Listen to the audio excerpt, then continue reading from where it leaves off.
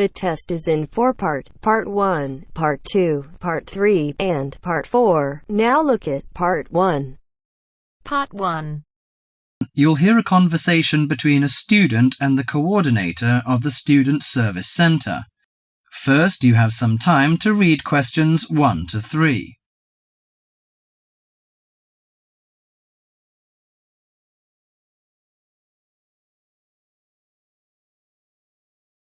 Now listen to the conversation and answer questions 1 to 3. Hi, sit down please. How can I help you? Thank you. I'm a student in the sociology faculty. I'm coming to ask for some information about renting a room in the college or near the campus. My name is Sarah. Yes, Sarah. How long have you been here in Sydney? You are not new, I suppose. No, I'm in my second year. I came to Sydney 18 months ago from Korea. Where are you living now? I live with my aunt in my cousin's room. It's pretty nice to live with my relatives, but unfortunately my cousin has finished his term and is returning from Britain next week. I have to rent a room for myself. Yes, it sounds a little unfortunate, but I suppose it's a good chance for you to have a deeper understanding to real world. I hope so. Well, what sort of thing are you looking for? What we provide ranges from shared flat to homestay. And of course we have houses with gardens if you like. No, the house with a garden is obviously out of my price range.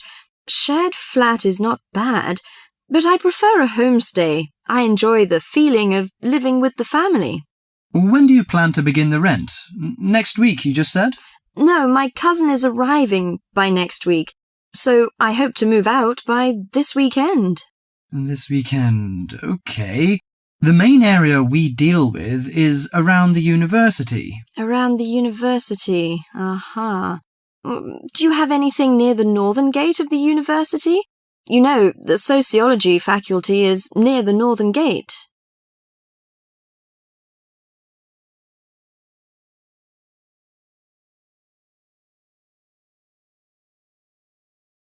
Before you hear the rest of the conversation, you have some time to look at questions 4 to 10.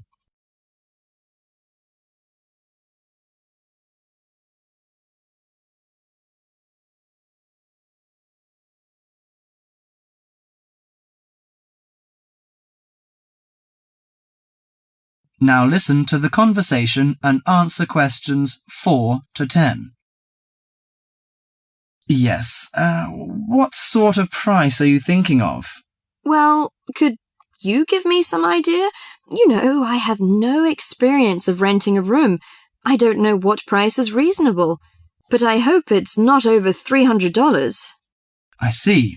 Usually the homestay ranges from $180 per month. Only $180? Yes, to $350 depending on a number of different factors. What does it depend on? Well, obviously the quality of the house, the facilities and extra services. Oh, I don't care about the quality very much, as long as it's clean. As to the facilities, I want the room with the separate bathroom. Kitchen isn't a necessity, because I don't want to cook by myself. I hope to have meals with the family if possible. Okay, let me check the files. Yes, I think this one might suit you. It's a family house with 2 vacant bedrooms. How about the owner of the house? I mean, is it a family or... According to the file, it is a retired lady. She wants to find college students as tenants. That's great. What's the condition of the rooms? The bigger bedroom is furnished and with a bathroom, and the rent is $320 per month. The smaller one charges $250. It is furnished too, but without bathroom. Oh, $320. It's a bit out of my range, but I think I prefer the bigger one. How about the meals? Well, the rent includes breakfasts and suppers. No lunches, however. You have to buy your lunch. That's no problem. I usually have my lunch in the college cafeteria. And that doesn't cover the water bill and electricity fee, but the laundry is included. Fine. Could you tell me the address? Yes, it's on 323 West Park Road. Let me get that down. 323. Okay, it's near the university. So, when can I have a look at the room? You know, I'm a little pressed for time. The file says the landlady is in every afternoon. So this week, say Friday? Oh, I'm afraid I can't make it then. I have a lecture on Friday afternoon till 5:30. How about Thursday? Okay, that's fine. Would 5 be okay? Yes, fine. Just come here. Yes, here in the student service office. Oh, before I forget, before moving, you have to pay 1 month's rent in advance. Really? Oh, I didn't know that before. Could I ask why? As the deposit. You know, in case you damage the property or move out without giving notice. Usually this doesn't happen, but standing in the owner's shoes... Yes, I understand it all. So that's $320. Okay, I'll take the money if I'm satisfied. Well, a word of advice. Don't forget to get a receipt when you pay the deposit or rent. Yes, thank you so much. That is the end of part 1. You now have half a minute to check your answers.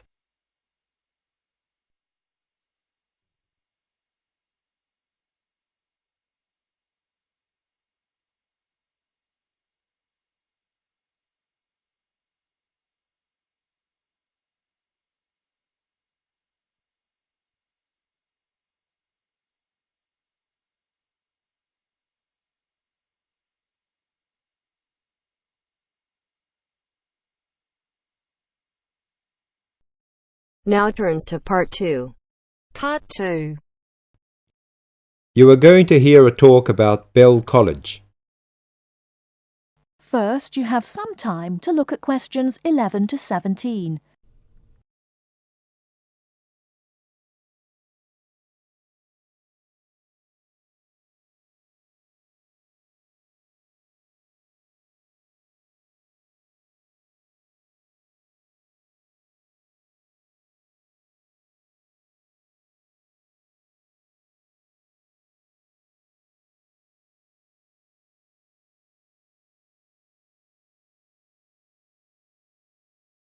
Now, listen carefully and answer questions 11 to 17.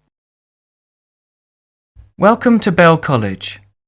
The aims of the college is to foster the growth of international understanding through the provision of a high-standard educational course. Second, the college is based in a residential setting for adult students from abroad. And last is to make a positive contribution to the development of teaching English as a foreign language. Bell College is one of a group of schools run by the Bell Educational Trust, a non-profit-making educational foundation. The college offers an attractive environment for study and leisure for students aged 18 or over. 160 students live in comfortable single and twin study bedrooms on the campus, and a further 70 or 80 with carefully selected local families. The excellent common room facilities in the college are matched by the extensive gardens and sports fields. Superb academic facilities, including a modern learning centre and library and sophisticated computer networks, are available for students' use in class hours and in the evenings and at weekends. A wide range of courses is offered in 3 areas: the main English programme, teacher training, and English for specific purposes. The teaching staff are highly qualified native speakers with wide experience of working in schools, colleges, and universities in many parts of the world. Living in an international community of 30 or more nationalities is an important part of the Bell College experience. Before you hear the rest of the talk, you have some time to look at questions 18 to 20.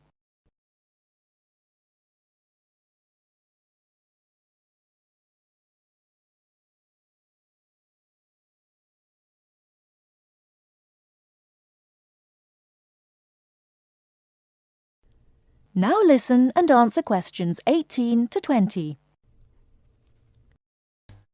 The main English programme, teacher training, and English for specific purposes. The teaching staff are highly qualified native speakers, with wide experience of working in schools, colleges, and universities in many parts of the world. Living in an international community of 30 or more nationalities is an important part of the Bell College experience. Great stress is laid on pastoral care, and the college has its own medical centre. A busy and interesting programme of sporting, cultural and social activities is provided in the evenings and at weekends, with excursions to many parts of Britain.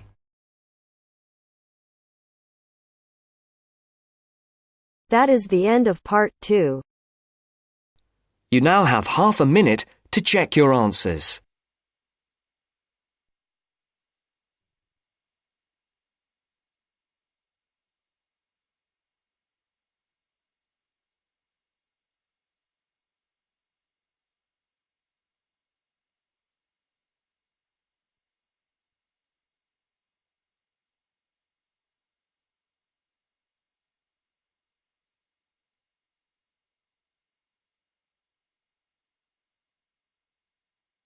Now turns to part 3. Part 3. You are going to hear a series of lectures on Irish culture. Listen to the first part of the lecture. As you listen, complete the notes below.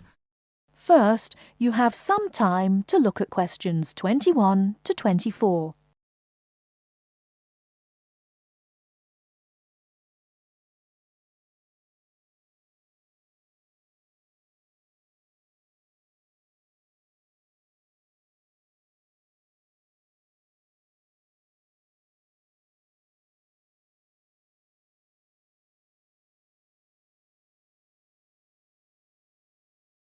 Now, listen carefully and answer questions 21 to 24.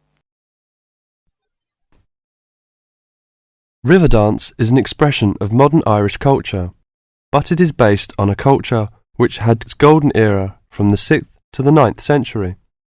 Before that period, Irish culture was oral and based on a love of complicated stories and poetic styles. But in the 6th century, something wonderful happened. Writing was introduced by missionaries. From then on, the culture of Ireland began to develop in ways impossible before and had considerable influence in Northern Europe in the period up to the 9th century. With the invasions which began in the 9th century, this golden age collapsed and there never was any real recovery. There were no wealthy kings to sponsor the poets and scholars, so the tradition survived only in a form which the peasants liked.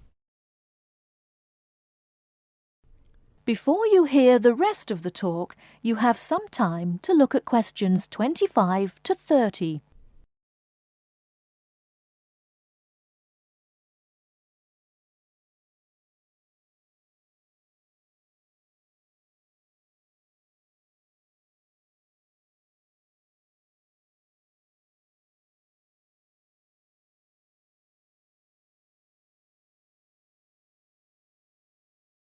Now listen and answer questions 25 to 30. The love of story and song did not die, but no real attempt was made to find a distinctive Irish style until the end of the 19th century, when Irish nationalism began to influence writers, in English called Anglo-Irish literature. There are many famous writers from that period. There is also William Butler Yeats, George Bernard Shaw, and Samuel Beckett, all of whom have received the Nobel Prize for Literature. In all, Ireland has received the Nobel Literature Prize 4 times. When you consider we have only a population half the size of Beijing, you see how unusual that is. Now, let me talk about the music. The Irish love of music has succeeded in surviving the change from Irish, the native language, to the language of the invader, and has once more begun to blossom and become influential outside the country. Irish music was reduced to being the language of the country people and was dying out as people moved to the cities. Young city people did not want to listen to peasant music, although we were all told it was important. Some efforts were made to make it attractive to city people, but largely without success. More recently, this has begun to change, and since the 1980s has taken off. But modern Ireland has been looking for more than just a revival of traditional music. Many of the most famous popular singers in the world are Irish: U2, Enya, the Cranberries and many others. There are 10,000 people employed in Ireland in the music industry. Riverdance is an expression of that new interest in the old and that ability to understand the new. That is the end of part 3. You now have half a minute to check your answers.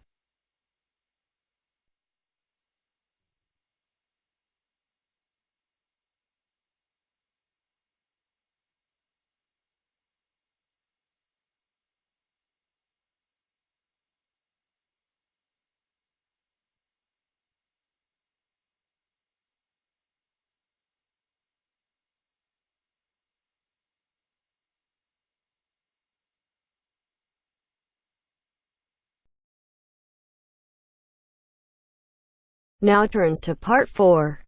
Part 4. You are going to listen to a talk from a horse expert, Dr. Alan Sampson. First, you have some time to look at questions 31 to 40.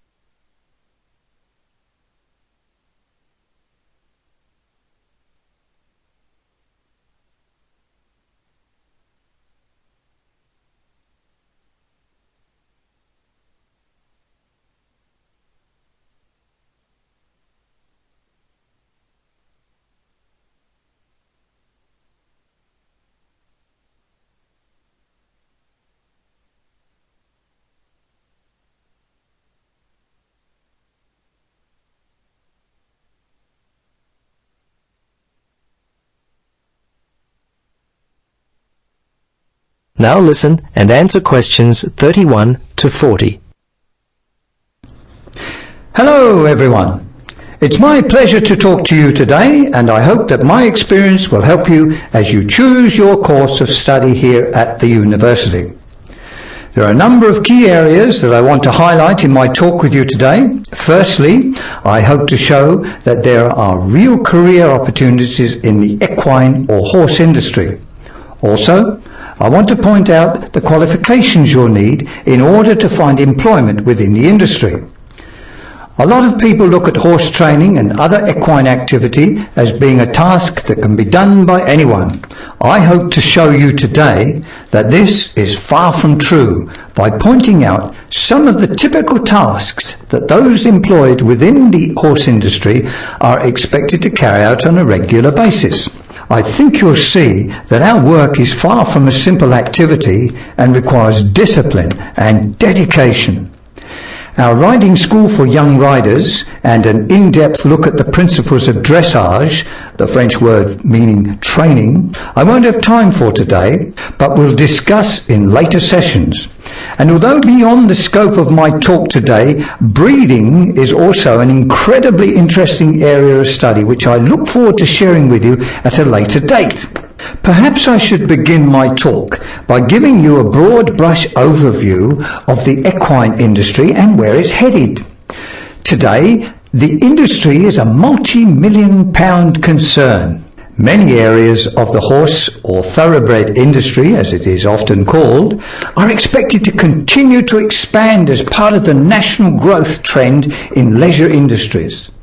The large investment of the Middle Eastern countries in the 1980s and the more recent investments from the Japanese has had a large influence in the development of the current strong market for both racing and breeding stock here in England. Currently, the thoroughbred industry is generating more than £900 million per year in exports alone. As you can imagine, opportunities exist in many branches of the thoroughbred industry. In fact, in a number of areas, the industry is really expanding. Here in England, around 50,000 people are employed in the primary equine industry and a further 20,000 in ancillary industries. Of course, as with all other industries, practical experience is essential to prove ability and commitment.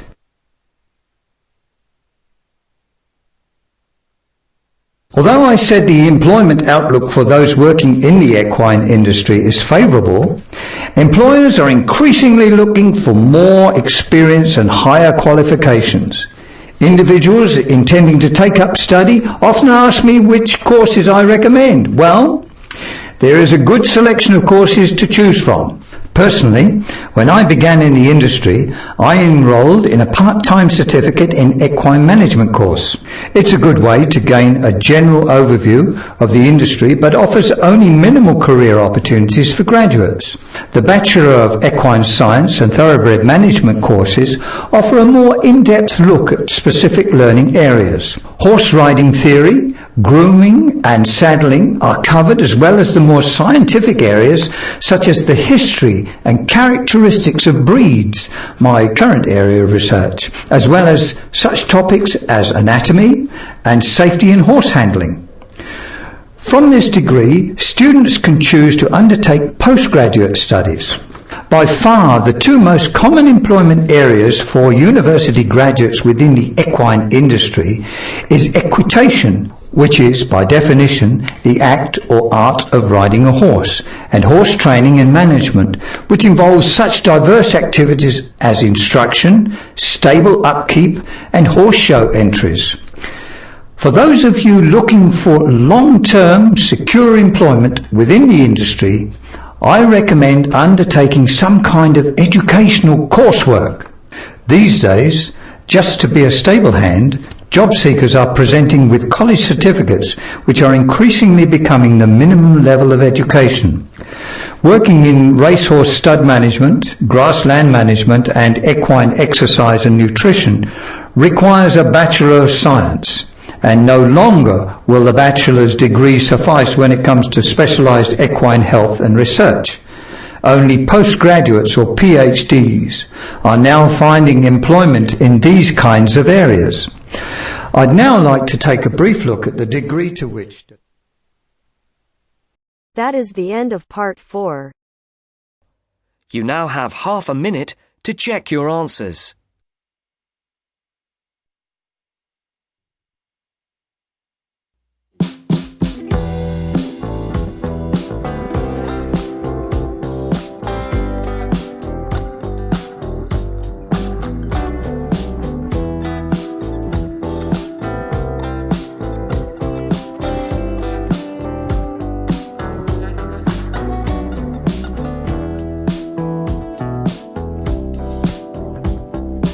That is the end of the test. You now have 10 minutes to transfer your answers to your Ielts listening answer sheet.